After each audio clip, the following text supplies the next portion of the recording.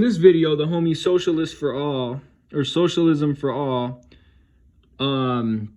he did a little breakdown. This is part 2 of the Nick Brana video. This is part 2. And he did a little breakdown of their platform. Where is the foreign policy part? Well, let's just run through it pretty quick. And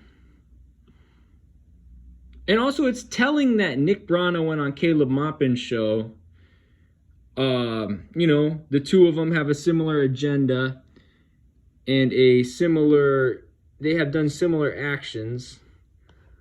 So it's just really telling that he went on Caleb Maupin's show, you know. So yeah, so let's run this video clip and see what it's about. It's got to load first. Capital was not as consolidated and concentrated in so few hands, but that is the natural course and progression of capitalism.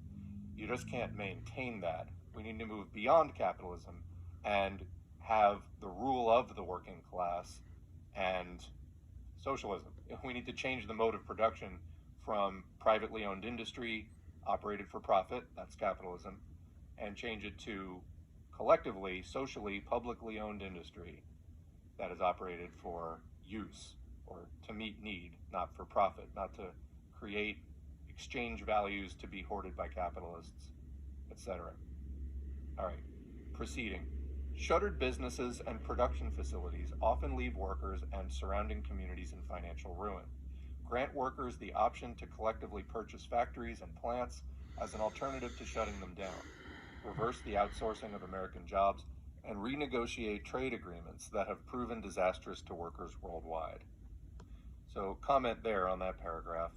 So basically what they're talking about is having some sort of built-in, if you're going to close down a factory, you would need to offer the option of a worker buyout. If you go to usworker.coop, so usworker.coop, there is the U.S. Federation of Worker Cooperatives. They have a lot of literature about worker buyouts and conversions because right now, the baby boomer generation, who is reaching retirement age and just end of life, they own a lot of stuff, a lot of workplaces. Mm-hmm. And in most cases, they think that they're going to turn over their capital, their workplaces, to their children. But in most cases, the children don't want it. And then what happened? No, this is true. This is true. And, you know, to comment on that, you know, my dad's going to retire from commercial fishing, okay?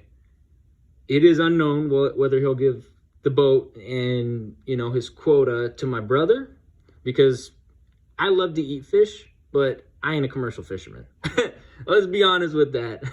You know, my experience is mostly in tutoring, retail, and landscaping. Like that's mostly what I've done for work, right? But that makes a good point, you know? Like they don't, and like the boomers are retiring, like my dad's generation is retiring.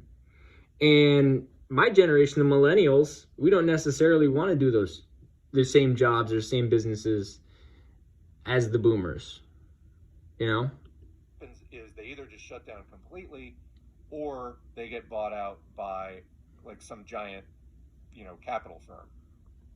So both are not good for workers. You either completely lose your job or now it's under, you know, the reign of like Bain Capital or something like that. And, you know, it's going to be layoffs and they'll probably just sell it off for parts, watch the movie Wall Street, etc. So, you know, having that as an option would be tremendous. So good idea there. It's also compatible with socialism. The only thing I would say is this renegotiating trade agreements that have proven disastrous to workers worldwide. I mean, all of the free trade agreements are there to reduce national barriers to the flow of capital. So that being said, MPP doesn't care about if they want to renegotiate NAFTA, or if they want to renegotiate the TPP. that screws over workers in Mexico. So MPP doesn't like workers from Mexico. They don't like working class people in Mexico, basically.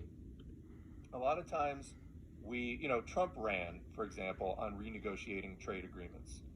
And it's this kind of pseudo-populist thing that's supposed to protect workers. Really, though, I mean, the kind of right-wing populist arguments for ending NAFTA really have more to do with trying to protect the petty bourgeoisie of the United States, those nationalists. And, they try to get workers to buy in on that. It's like a smaller version of a rising tide lifts all boats, but basically just trying to exclude the big capitalists and, go to the, people who operate more on a state or county level kind of a thing.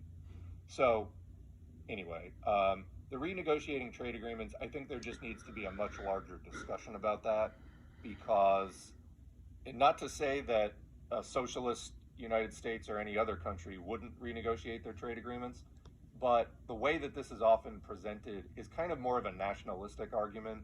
That's not necessarily what we're looking for. We're looking for something that protects workers and restricts capital, and that's often not exactly the way that it comes up. Okay, but that's really another video for another time. Okay, continuing with the third and final paragraph. Democratize the workplace by encouraging the creation of worker cooperatives.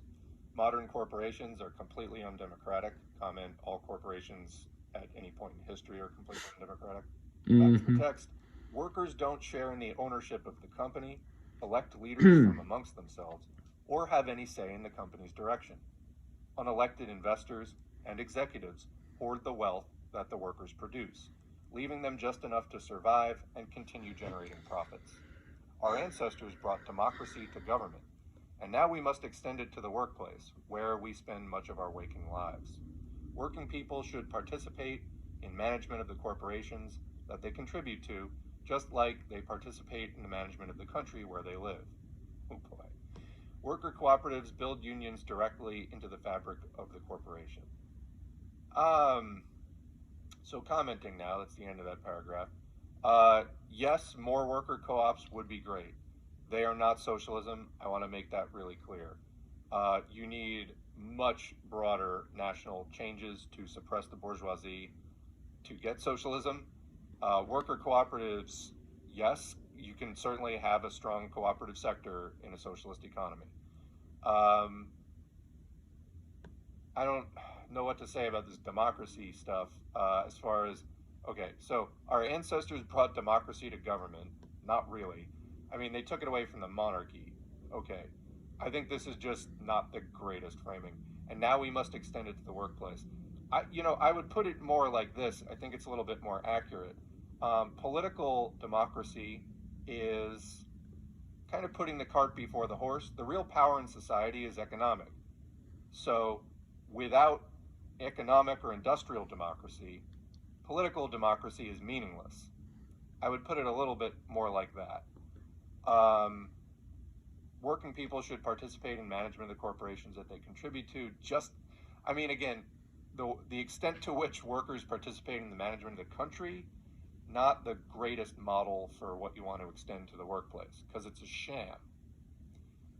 And worker cooperatives build unions directly in the fabric of the corporation. So again, nothing against cooperatives, but you need much, much larger changes to the economy before really that's sustainable at all. Otherwise, you're really on the playing field of capital still. And they can buy you out, they can compete with you ruthlessly, shut you down that way. We didn't end chattel slavery just by out-competing it. We defeated it through war. So, why do we think we're going to end capital? And actually, my fourth great grandpa fought for the Union. He was from upstate New York, and he fought for the Union. So yeah, so I can confirm that, Just by out-competing it with co-ops. As a reform, sure, bring it on. More co-ops would be nice. However, there have been times we've had more co-ops in the United States. The Knights of Labor, around 1900, late 19th century, set up a huge network of over 1,000 cooperatives as alternatives to the capitalist factories because conditions were awful. And then they were made extinct. So it's just not the solution necessarily that I think some people think it is, and it's not a substitute for confronting capital more directly. Okay, next section, modernizing our infrastructure. From land to sea, our infrastructure is in a perilous state of disrepair. Enact a Green New Deal, putting millions of Americans to work in good-paying jobs that repair our crumbling roads, bridges, airports, dams, harbors, and waterways. Modernize the electrical grid for a renewable energy future. Repair our aging and leaking drinking water pipes, meters, and wastewater treatment plants. Expand bus lines, subway systems, high-speed rail, and other means of public transportation. Reduce public transit fares to broaden access and take more cars off the road. Create millions of living wage jobs, modernizing the infrastructure that powers American life and commerce. Classify the internet as a public utility and bring the country online with universal high-speed community broadband that covers rural communities. Ensure swift federal disaster relief and recovery to cities, states, and territories struck by natural disasters. Citizens of the richest country on earth should not have to languish for months on end without basic necessities like the thousands in Puerto Rico who continue to suffer the loss of electricity following Hurricane Maria. Boost America's high-tech innovation with investments in basic research and STEM education. Reignite the country's passion for space exploration with an ambitious manned mission to Mars. Empower NASA and academia to pursue an understanding of the origins of life, our universe in space, the final frontier. Okay, so that's the modernizing our infrastructure section. I mean, I might quibble with a point here or there. Generally speaking, though, this is entirely compatible. So let me address something here. Puerto Rico is its own country. Okay, Puerto Rico needs to be independent. Okay, viva Puerto Rico libre. Okay, they're not even advocating for Puerto Rican independence. That's how you know MPP is a bunch of imperialist social democrats. Also, when was America's infrastructure ever really good? The only point that the point they got some points correct, like the water pipes and drinking water and the public transportation and the internet. But Puerto Rico needs to be independent. Puerto Rico, viva Puerto Rico libre. Like, I support Puerto Rican independence 100%. I have family in Puerto Rico in the town of Coamo. So yeah. With the existing Green Party, which I feel like is going to be the trend through this whole document. I don't know. Again, the framing is not socialist. It's not talking about the capitalists who, for example, deliberately starve us of resources so that they can come in, eventually buy things up for cheap, and then turn them like after. Also, they don't talk about how auto manufacturers funded the dismantling of the rail systems here in North America, especially in the United States, and really pushed the cars. They don't talk about making neighborhoods livable places by narrowing roads, creating separated bike paths, instituting light rail, metros. Well, they do talk about expanding bus lines, subway systems, high-speed rail, and other means of public transportation. But they don't talk about implementing these systems of public transportation where there previously was none. They don't talk about narrowing roads, narrowing streets to make them more pedestrian friendly, instituting separated bike paths, separated walking paths instead of like a bike gutter, you know what I mean? And if you want to know more about this, the homie, Not Just Bikes, who is a Canadian, born in Canada, but he lives in Amsterdam right now. He does great videos on this. I like public transportation is one of my big passions, so you can see more about that on Not Just Bikes. Big shout out to the homie. So yeah, but we need to It's about changing how it's about making American neighborhoods less like American neighborhoods and more like Dutch, Spanish, or Italian neighborhoods. And even more so like Cuban, Iranian, Venezuelan, Nicaraguan, Syrian, and Russian neighborhoods. Hurricane Katrina, for example, how New Orleans was rebuilt, but in a very, air quotes, urban renewal type of way, gentrified, and basically lots of people displaced.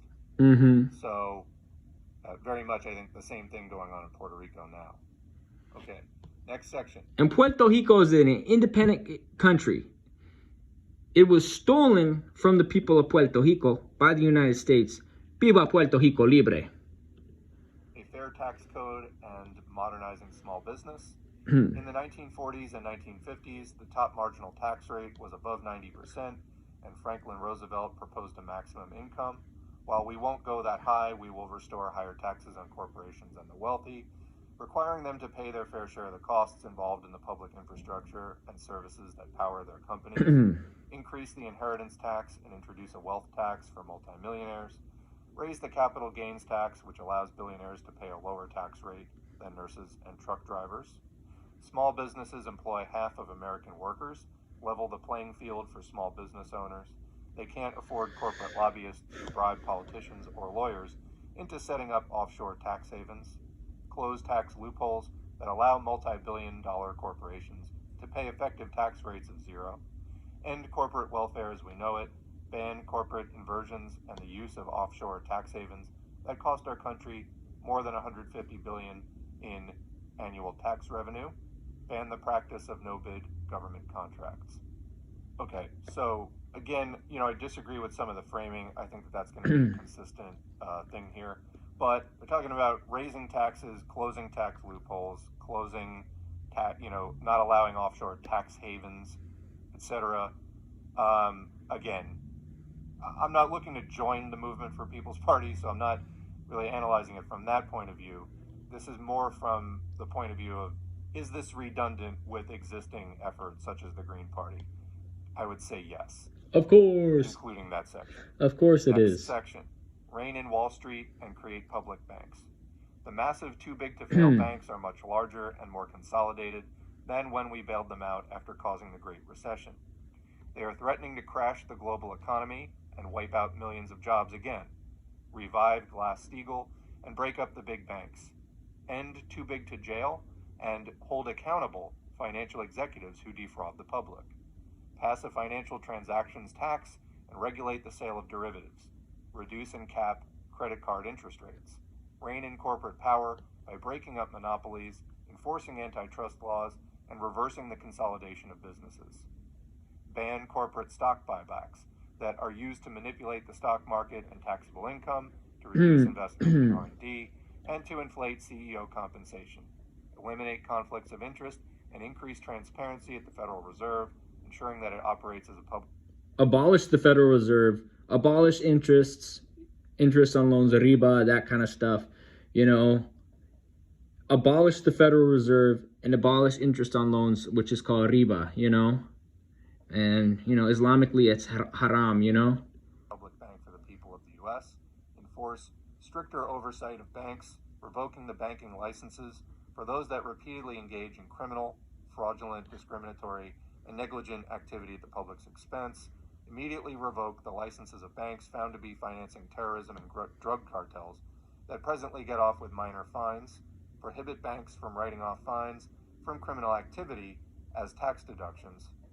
Expand public banking and postal banking. Public banks like the Bank of North Dakota are driven by service to their community rather than the profits of distant giant multinational corporation shareholders. They can make affordable loans to small businesses, farmers, students, and government agencies. They save taxpayers money on infrastructure projects, eliminate hundreds of millions in banking fees, and keep profits in the local community. Funds that can be returned to the people in the form of better schools, affordable housing, and lower taxes. Charter public banks in each state with regional and city banks, and support a national postal bank similar to those in many developed nations.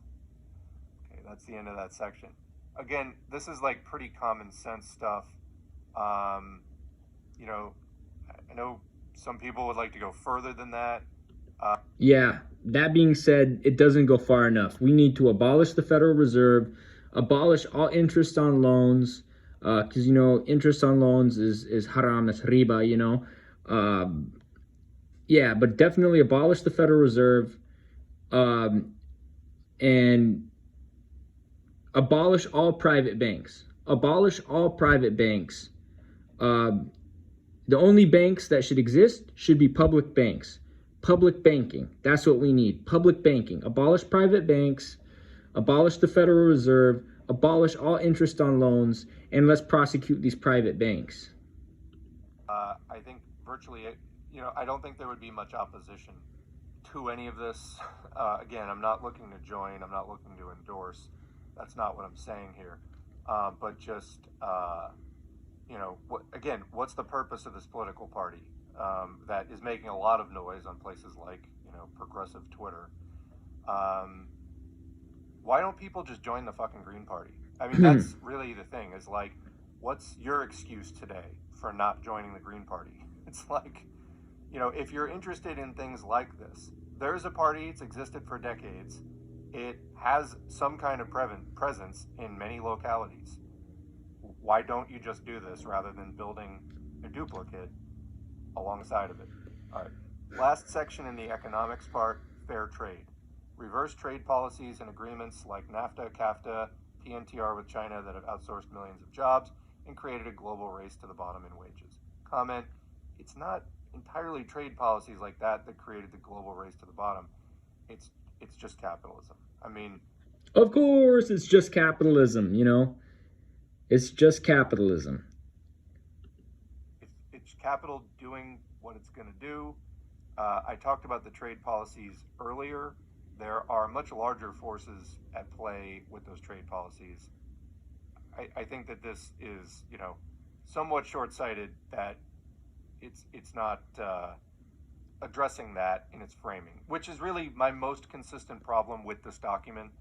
I think that it hits, 75% of points that I think a lot of people would agree on. I think the framing is kind of weak on a lot of these issues. It's not very educational. All right, proceeding. Ensure that future treaties do not put our government under the jurisdiction of corporate tribunals, known as investor-state dispute settlement. ISDS provisions in NAFTA and other treaties have given corporations the power to sue our government, right down to municipalities, for millions of dollars in projected loss of profits due to regulation. This occurs even in the case of regulations to protect public health and safety or to ensure truth in advertising. ISDS surrenders our national sovereignty to multinational corporations and a supranational corporate judiciary, remove it from existing trade deals, and ban attempts at corporate governance in all international agreements. So commenting there's still just a couple more lines in this section. When we're at the point of ISDS, this is really global capitalist tyranny is at the door. When you have these types of legislation already starting to be put into effect in places, simply ensuring, quote, ensure that future treaties do not do this, you've got to get at the root issue, pushing us to this point. Why are we at this point? That's like the one thing, again, with the framing, I'm just consistently not hearing. And these are the limits of social democratic thinking. It's not just MPP, it's social democrats in general. It's, almost reactive of like, wait for capital to like do the next stage in its heinous, grievous, anti-worker, anti-human, anti-planet behavior, and then, repeal it or regulate it. We need to get away from capitalism entirely. Moving on. America's chief export should not be poverty. We should not be taking good-paying jobs from Americans and sending them to sweatshops in the developing world. It's time to embrace fair trade and domestic policies that I think that should be incentivize companies to keep good-paying jobs in America. Okay. That's the end of that section, and it's also the end of the entire economics section. I got to say, this is a little fatiguing to read. You can hear, okay, having read through the Green Party's platform, this is weaker. I agree 100%. MPP is a million times weaker than the Green Party. And the Green Party is weak, all right? The Green Party platformed that FSA apologist Howie Hawkins, crypto Zionist Dario Hunter, okay? Who, by the way, is Persophobic, even though Dario Hunter is half Iranian. He's kind of he's a crypto Zionist grifter. Who's the other one? The one woman from California, the one Mary Lachaki or whatever her name is, the one Polish woman from California whose dad was military or whatever. They platformed her as well, and she praised freaking Susan B. Anthony, who was a eugenicist, and she whitewashed Susan B. Anthony, what Susan B. Anthony did to black people. Like, come on, bro. Like, really, bro? Like, this is weaker than the Green Party. The Green Party in America is already weak. So that's saying a lot. You know what I mean? Let's continue. I will say, the whole thing about how they called the Green Party too socialistic. I mean, I guess reading through their platform, I can hear that. I do not think the Green Party is too socialistic. And I happen to be a Marxist. But in other words, I don't think the Green Party's platform is too socialistic, air quotes, for the American working class. I think most people probably would support it. It definitely would be good for people. I don't think really anything in it is controversial to where if it got enacted, there could be some kind of huge blowback of public opinion. If anything, I think MPP, like Bernie Sanders, which this grew out of, it's a little too timid, it's a little too tepid. I don't think timid is the right word. I think these guys are sellouts. Nick Brana used to work for the Organization of American States. Nick Brana is a known Zionist. Like, come on, bro. Nick Brana used to work for the Organization of American States. He's buddies with Caleb Maupin as well. This MPP thing is just hella sus. Is there enough of? I mean, where are they positioning themselves? It's like they're positioning themselves between the Green Party and the Democratic Party. Of course. Why do this? And I think a lot of it is just short-sightedness. Social Democrats, as a commenter on S4A recently said, don't see the big picture. They really don't. This is what they come up with, where it's like, take the system and tinker around the edges. Ironically, it's the thing that they accuse Democrats of doing. I think their only problem with the Democrats is not that the Democrats aim too low in the first place, which they do, but that they aim too low in the first place. Well, that's our complaint. But that they have the policies that they have, to social Democrats, that's fine. Their problem is that the Democratic Party doesn't follow through and do them. Whereas the problem to us, socialists, is both their policies suck and they don't even follow them anyway. That is their promises. They tend to promise exactly and not really deliver. So their end policies, their effective policies, wind up falling far short of their promises. And I didn't even particularly like their promises in the first place. Exactly. I thought they were way too. So anyway, that's my take on their economic section, an economy that works for everyone. It aims a little low. Are there significant rifts between this and, say, the Green Party? Could they work together? I think so, unless the reason that this falls so far short is that they really are disguising, a bit more of a consciously middle of the road. I want to say right wing, right. They're right wing, bro. Just say it, bro. They're right wing, imperialist, social democrat, Zionists. That's what MPP is. Just say it, bro. That's what they are. Of the Green Party. That they're consciously defending a more middle of the road thing. And I'm sorry, but we just don't need more of that. It's 2021. Socialism has been around a long time. Americans have been conditioned to have this totally irrational phobia of it. And it's not time to keep catering to that and to keep coddling it. It's time to decondition people, from having that phobia, not to play into it. I don't know if they think that aiming a little bit lower is somehow going to result in this sudden reversal of fortunes that the broader left has been, struggling with poor outcomes in. But I for one don't think so. All right, going on to the next section. This should be fun. Defend and uphold democracy. Abolish corruption and restore democracy is the first. America was never a democracy. It was founded by oligarchs and Freemasons. And that's been well documented that, oligarchs, Freemasons, and human traffickers were the founders of America. Thomas Jefferson, George Washington were human traffickers and oligarchs, okay? John Adams funded chattel slavery, financed chattel slavery, okay? That's the truth. America has never had democracy. It was founded off of capitalism, indigenous genocide, chattel slavery. America has never been a democracy. America has never been a democracy. Okay? And that's the reality. First section within the democracy, I guess, political democracy section here.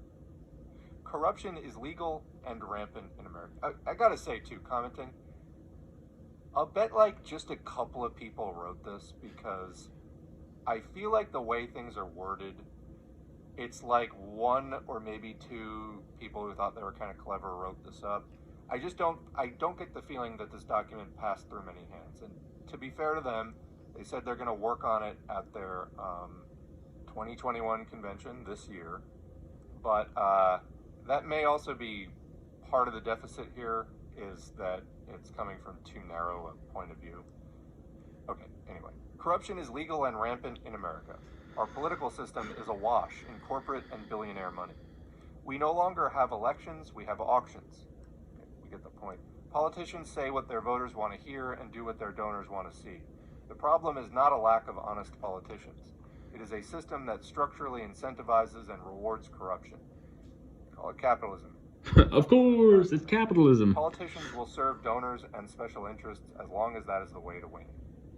Money in politics is the issue that is most hampering progress today.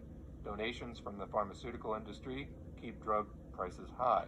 Donations from the insurance industry block the adoption of Medicare for all.